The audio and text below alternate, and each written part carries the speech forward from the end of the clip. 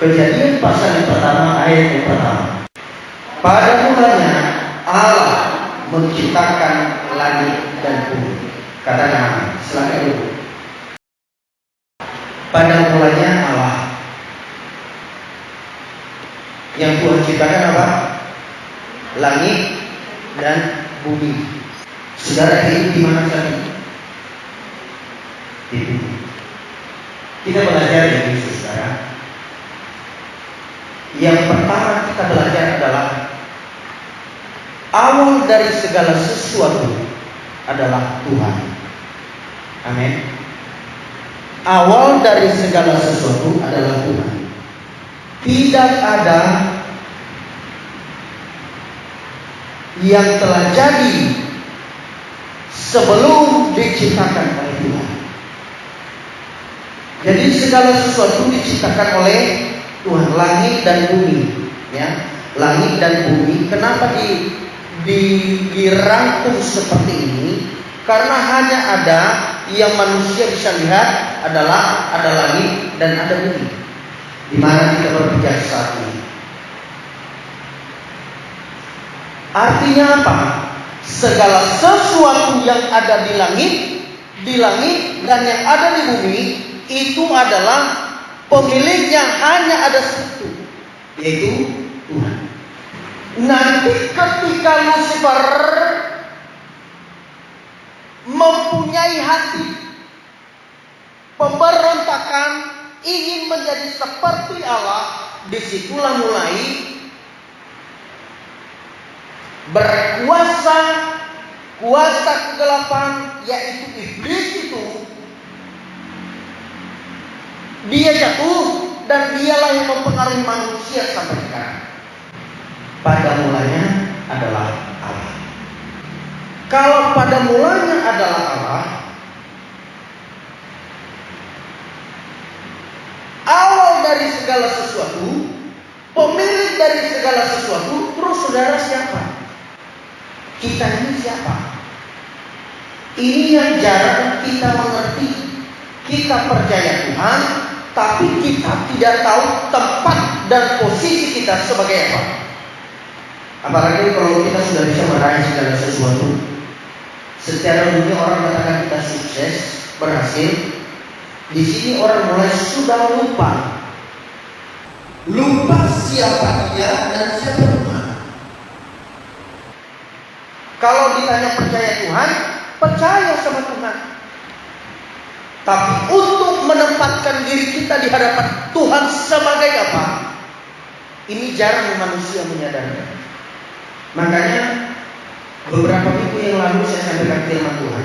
Ketika engkau datang ke tempat ini, pastikan dari rumah engkau telah benar-benar ada keputusan, saya mau datang ke gereja untuk beribadah, untuk menyembah Tuhan yang menciptakan hidup saya. Amin. Kalau hati, jiwa, pikiran kita, tubuh kita belum menyatu untuk bersama-sama kontak dengan Tuhan, maka kita tidak ada gunanya untuk datang beribadah. Kita datang kosong, pulang kosong. Tapi kalau kita tahu menempatkan diri kita, siapa kita dan siapa Tuhan, saya percaya tidak ada orang bermain dalam hadirat Tuhan. Amin. Karena engkau sedang ada dalam hadirat Allah. Dalam hadirat Allah itu, itulah kehadiran Tuhan. Itulah kuasa Tuhan yang meliputi orang-orang yang betul-betul kontak dia punya hati ke Tuhan, dan dia akan menikmati hadirat Tuhan. Tempatkan posisi kita sebagai makhluk yang mulia diciptakan oleh Tuhan untuk memuliakan Allah, untuk menyembah Dia, untuk memberikan segala pujian dan pengagungan hanya kepada Tuhan. Itulah pertemuan dengan Tuhan. Kalau saudara membandingkan dengan ritual-ritual yang ada di luar daripada tentang ketuhanan ini, kuasa kegelapan aja ada ritualnya. Dan itu harus sungguh-sungguh dia dia melakukannya, kalau tidak jadi itu. Kalau saudara pernah belajar latar belakang, punya ilmu pegangan-pegangan, saudara pasti tahu yang saya maksud. Itu harus fokus kepada Tuhan. Karena kita yakin betul apa yang kita lakukan ini akan jadi dalam hidup kita. Apalagi yang kita hadapi ini adalah pencipta hidup kita, pemilik segala sesuatu, punya wewenang segala sesuatu, yang mengendalikan segala sesuatu. Haleluya.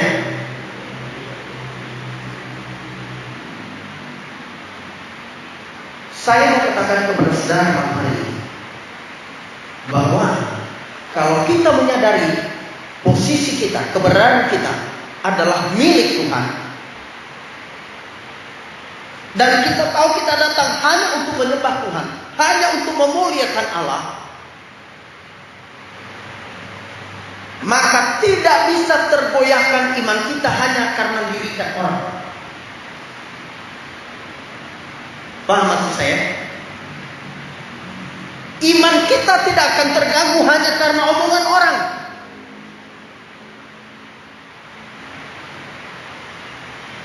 Karena apa? Karena kita tahu kita adalah milik Tuhan.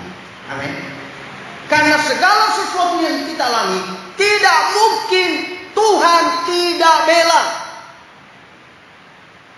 Pegang baik ini. Kalau engkau sadar betul dengan Tuhan bahwa kita ini adalah miliknya, kita yakini bahwa Dia berkuasa atas segala sesuatu, berarti kita yakin Tuhan pasti bela kita dalam segala sesuatu. Yeremia pasal yang ke-10 ayat yang ke-10. Tetapi Tuhan adalah Allah yang benar, Dialah Allah yang hidup, dan bumi dan bisa katakan amin. Kita sudah melihat dari awal tadi. Pada mulanya Allah. Allah ngapain di sana? Menciptakan langit dan bumi. Kalau langit dan bumi Dia bisa ciptakan, berarti isinya juga Dia mampu menciptakannya. Amin. Jadi kalau begitu, Allah kita ini siapa Dia? Berkuasa tidak Tuhan kita ini? Punya kuasa tidak Tuhan kita ini? Sangat. Terus apa yang manusia ragukan tentang kehidupan kita? Apa yang kita ragukan tentang masalah yang kita hadapi? Apa yang membuat kita lari dari Tuhan? Apa yang membuat iman kita goncang hanya karena melihat orang lain? Apa yang membuat iman kita goncang hanya gara-gara sikap seseorang?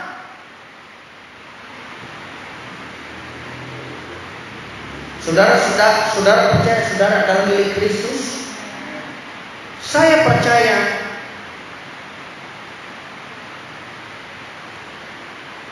ketika saudara, ini biasanya ibu-ibu, ada juga bapak-bapak tapi sebagian.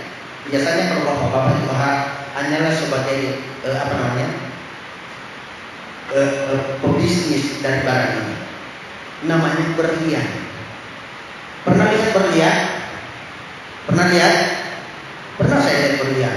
Wow, luar biasa.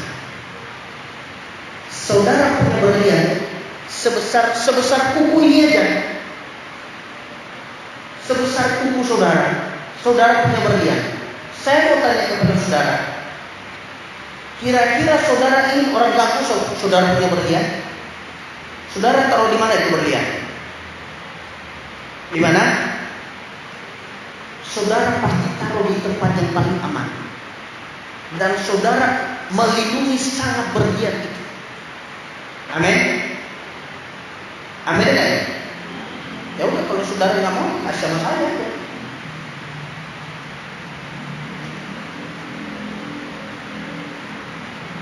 Kalau saudara punya sesuatu yang berharga, saya percaya saudara akan sangat melindunginya. Apapun yang terjadi, saudara akan bela. Apapun yang terjadi, saudara akan bela. untuk melindunginya. Karena apa? Itu sesuatu yang sangat berharga dalam hidup kita. Ini hanya gambaran saja, ini gambaran dunianya.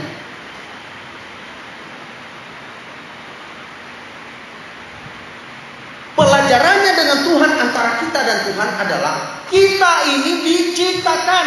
Artinya kita ini adalah milik. Yang pemiliknya adalah Tuhan. Kira-kira Tuhan lindungi nggak saudara? Kira-kira Tuhan lindungi nggak saudara?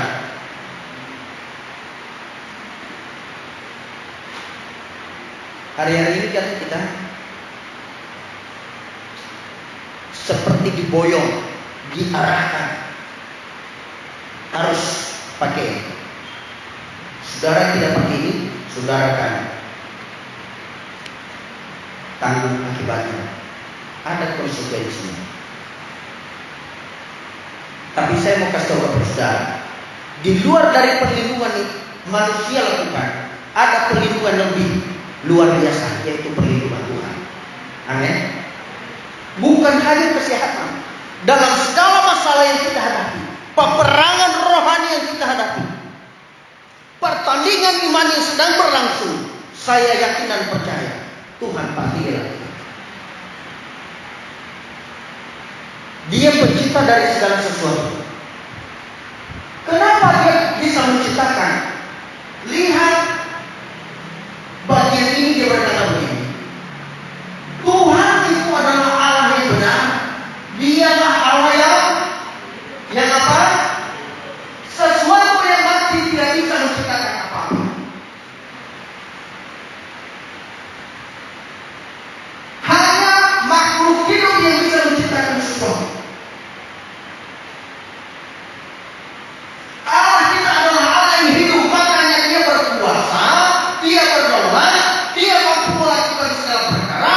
Makanya Dia katakan kepada para murid, bagi manusia itu mustahil, tapi bagi Tuhan tidak ada yang mustahil.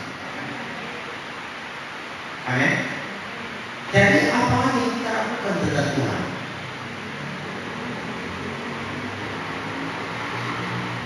Kalau Tuhan izinkan sesuatu kita lewati, bukan berarti Tuhan tinggalkan kita. Hidup kita ini di hadapan Tuhan.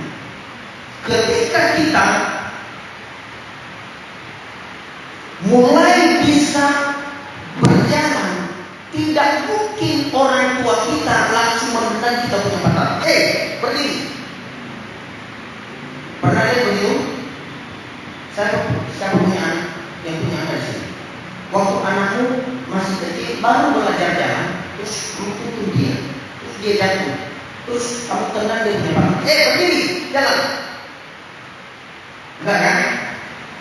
Malah saudara akan kasihan sama dia, dan saudara akan ngomong, ayo bangun lagi, ayo jalan. Kita ini di hadapan Tuhan seperti itu. Dalam pertandingan iman kita, dalam gelanggang pertandingan, gelanggannya di mana? Dunia ini adalah gelanggang, di mana kita diperhadapkan berbagai macam hal, masalah, problem, persoalan, kesulitan, tekanan hidup.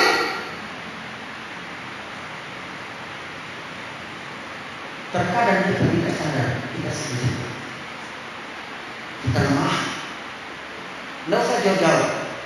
Ini kan hujan tadi. Ke depan aja lah ibadah. Saudara tanpa sadar sudah berkalah, ya kan?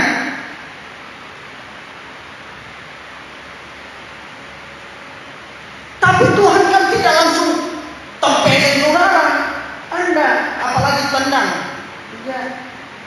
Dia malah kasihan. Waduh, anakku, ayo dong, bangun, bangkit lagi, jangan mati, jangan mati. Saudara mau tahu, satu kebanggaan Tuhan ketika kita mulai hilang dan kita dengarkan firman Tuhan dan kita balik lagi, itu sangat sukacita Tuhan. Amin. Tuhan senang sekali. Dia adalah Allah yang hidup, yang sanggup melakukan segala perkara, sanggup menciptakan segala sesuatu. Kalau Dia sanggup menciptakan langit dan bumi, apakah lagi cuma persoalan saudara? Amin. Seringkali kita berpikir kontraknya minggu depan. Gaji biasa kita terima sekian, kita udah mulai kalkulasi.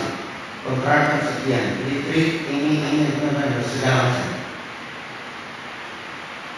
Saudara ketahuan, saya tahu kalau hati saudara sudah berpikir, kok dia tahu kan? Kan awal bulan minggu depan. Seperti itu kan. Tapi di luar daripada itu, saya mau ajak ke saudara malam hari ini. Allah tidak Allah yang hidup. Dia tahu segala sesuatu dalam hati saudara. Engkau inginkan sesuatu, engkau bergumul sesuatu, bukan Tuhan tidak tahu. Tapi dia bilang, tunggu. Tepat pada waktu Tuhan kasih. Kemana engkau pergi? Saya katakan kepada saudara, kemana engkau pergi? Pastikan engkau punya pikiran begini. Ada Tuhan di samping saya. Tuhan saya hidup. Sehingga tidak dikejar-kejar kita dengan roh ketakutan. Ada virus itu. Virus. Belum sakit saudara, sudah stres duluan. Sadrak, Mesak dan Abednego itu satu keyakinan mereka bahwa Tuhan yang mereka sembah mampu membela mereka. Ketika diperhadapkan dengan dapur api, kita kan logika kita berpikir begini, aduh, harusnya kan ini kan 3 orang ini sangat setia sungguh-sungguh sama Tuhan. Harusnya kan sebelum dilempar ke dapur api itu, apinya sudah ada mujizat. Iya kan? Ada mujizatnya sebelum dilempar ke dapur api? Tidak ada. Belum terjadi apa-apa. Bayangkan orang yang melempar mereka ke dalam dapur api saja, itu kebakaran mereka. Saking panasnya. Mujizatnya terjadi kapan? Ketika Sadrak, Mesak dan Abednego masuk dalam api. Haleluya. Haleluya. Jadi kalau sesuatu yang kita hadapi, kita berpikir, kenapa saya sudah berdoa puasa, saya sudah berdoa, saya sudah berpuasa, saya tahan lapar, hanya memohon sesuatu kepada Tuhan, tapi kok sepertinya belum.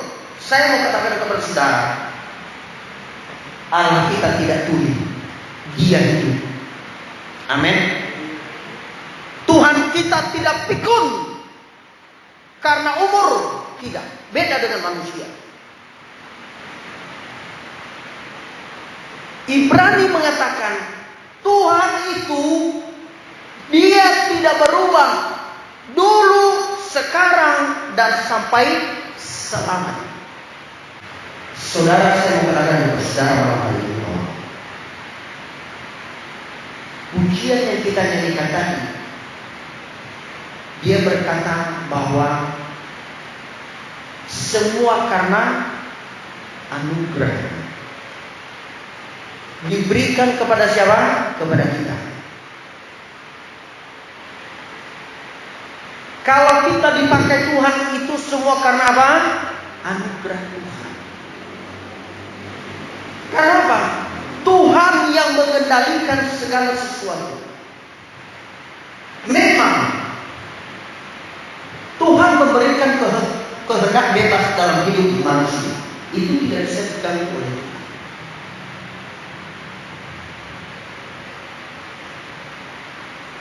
Jadi sebenarnya Tuhan ciptakan manusia, Tuhan berikan kehendak bebas dalam hidup manusia.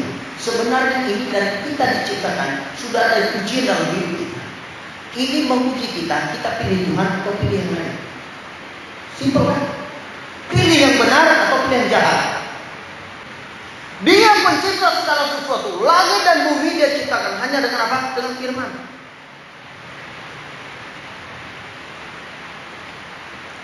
Air laut itu Dia pisahkan dengan darat. Hanya dengan apa? Hanya dengan firman.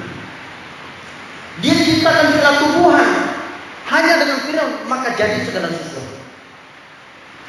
Hewan-hewan melata di bumi. Semua hewan-hewan yang berkeriapan di dalam air, yang ada di atas pohon, diciptakan bukan dengan tangan, tapi dengan firman. Saya katakan kepada saudara, kalau segala sesuatu, langit, bumi, beserta segala isi, itu bisa diciptakan hanya dengan satu kalimat saja. Sebesar apa persoalan kita, masalah kita? Iya kan? Saudara pernah hitung nggak itu bintang-bintang, planet di langit sana? Saudara pernah hitung itu berapa banyak burung di dunia ini? Jenisnya mungkin para peneliti bisa mengetahui, tapi berapa ekor burung itu? Seluruh dunia nggak ada yang tahu. Berapa ekor binatang di seluruh dunia nggak ada yang tahu. Tapi Tuhan menciptakan hanya dengan satu firman. Amin. Terus masalah kita, apa yang membuat kita jadi takut? Apa yang membuat kita mundur dari Tuhan? Apa?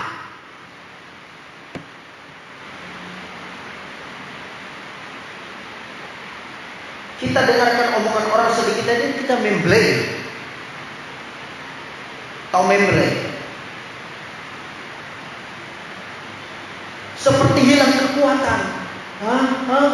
Dia ngomong begitu. Dia ngomong begitu tentang saya. Saya jadi bertanya, saudara itu benar percaya sama Tuhan atau tidak? Orang percaya tidak akan digoyahkan dengan apapun. Amin. Dan saya mau kasih tahu kepada saudara, tidak ada yang perlu engkau takuti di dunia kecuali Tuhan. Manusia bisa membunuh di daging. Saudara tahu nggak saudara? Saudara bisa merasakan sakit. Saudara dicubit sakit kan? Saudara ditempelin sakit kan? Iya kan? Saudara ditabrak kendaraan sakit. Saudara jatuh kesenggol dengan orang. Saudara jatuh sakit. Saudara ditonjok orang sakit. Karena apa? Karena roh ada dalam daging ini. Rohnya siapa? Roh Tuhan yang diberikan dalam tubuh ini, supaya kita merasakan segala sesuatu di dunia ini. Bagaimana sakit, bagaimana demam, bagaimana ini segala macam. Bagaimana kalau sedih, bagaimana kalau menangis, bagaimana kalau sukacita, bagaimana kalau susah, bagaimana kalau keadaan sulit, bagaimana kalau ada tekanan. Kita bisa rasakan itu karena ada roh dalam tubuh ini. Ketika roh ini diambil oleh Tuhan, biar engkau bom di tubuh ini tidak berasa apa-apa. Paham sampai di sini? Artinya apa? Kalau roh masih ada dalam tubuh ini, kita yakin berarti Tuhan masih percaya sama kita. Dia pasti dirasakan.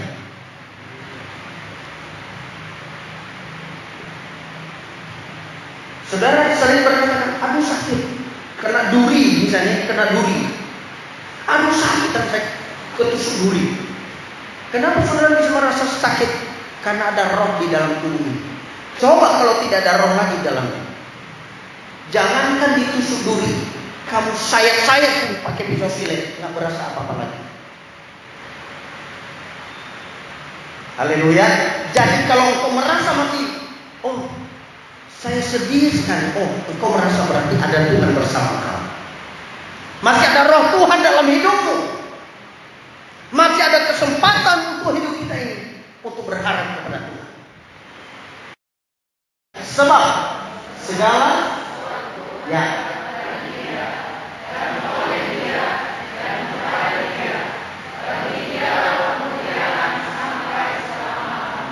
sampai kapan?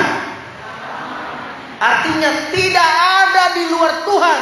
Yang awal dan akhir sudah Dia. Amin. Sudah Dia, tidak ada yang lain. Jadi semua pencapaian saudara tadi, kita sekolah mulai dari kita SD, SMP, SMA, yang ngambil sarjana, ambil S2, dan segala macam. Itu selama kita ada di sini di dunia ini. Saya mau sampaikan kepada saudara, di surga tidak butuh titel. Haleluya. Hanya di dunia saudara butuh itu. Tapi tanpa titel pun saudara, sebenarnya Tuhan masih bisa pelihara. Apatah lagi orang yang mengaku saya percaya Tuhan, saya mau pilih Tuhan sampai selama-lamanya. Jadi kita juga kita seperti apa pikiran kita kepada Tuhan?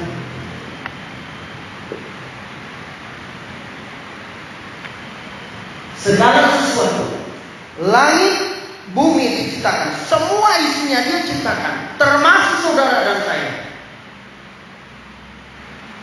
Bedanya manusia diciptakan dengan tangannya Allah. Roh yang diberikan kepada manusia adalah roh Tuhan sendiri. Hanya ada satu jawabannya, rendahkan diri kita di hadapan Tuhan. Tidak ada yang lain. Dunia ini bukan milik kita. Kita cuma ciptaan. Toh kalau Tuhan percayakan sesuatu kepada saudara, jangan meninggikan diri, karena engkau tidak layak meninggikan diri di dunia ini. Dunia ini bukan milikmu, men. Haleluya. Bukan milikmu. Engkau hanya dipercayakan hidup sebentar. Kalau ikut nyanyian Musa dalam kitab Mazmur 70 sampai 80. Kalau kita ikut perjanjian Tuhan dengan Musa hanya 120. Selebihnya itu penderitaan. Saudara mau hidup 100 tahun, 1000 tahun di dunia ini. Coba aja. Ke kamar mandi diangkat, tempat tidur diangkat, golek pun ke kiri sudah nggak bisa, ke kanan nggak bisa, serba salah.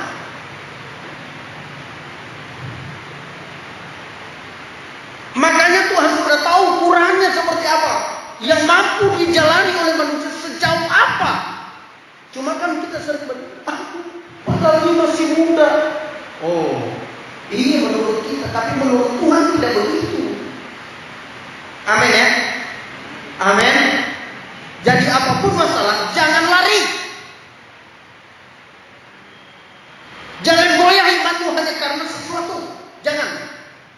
Saudara bukan menyembah manusia, saudara menyembah Tuhan yang hidup. Amin. Saudara bukan menyembah patung, saudara menyembah Tuhan yang hidup. Saudara, segala sesuatu adalah karunia oleh Dia, kepada Dia, dan bagi Dia kemuliaan sampai selamanya.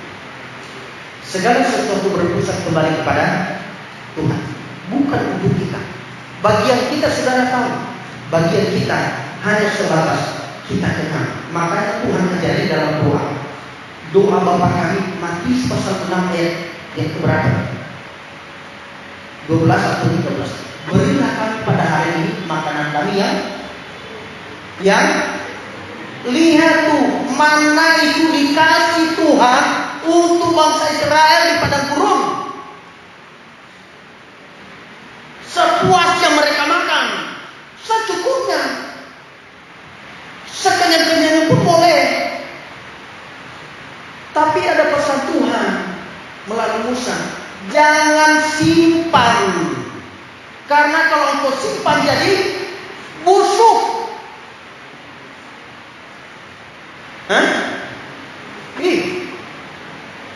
Kalau sudah busuk, menimbulkan aroma yang tidak baik, memberikan wabah penyakit. Jangan simpan, secukupnya. Jadi bagian kita sebenarnya di dunia ini hanya menikmati sementara hidup ini yang Tuhan percayakan. Amin.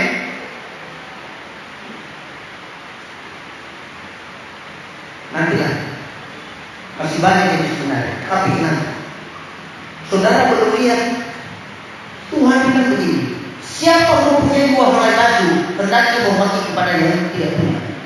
Mau. Loh, firman Tuhan.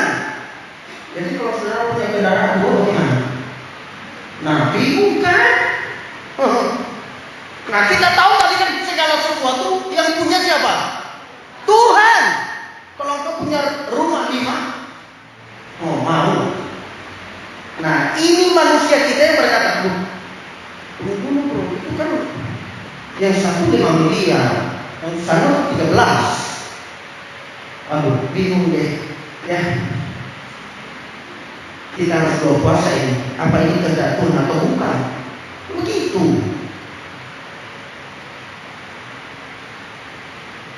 Saya tidak bicara maksud saudara, bukan itu maksud saya. Maksud saya bahwa segala sesuatu yang kita capai di dunia ini itu karena Tuhan, bukan karena kita hebat. Kan ujung-ujungnya kembali ke Tuhan juga.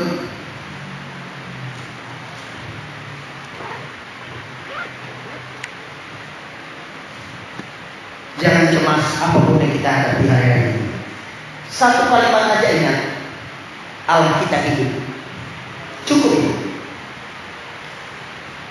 Pada mulanya Allah. Dan Allah itu adalah Allah yang hidup. Kalau dia hidup berarti dia punya kuasa yang di luar dari nalar manusia. Apa pergumulan hari ini?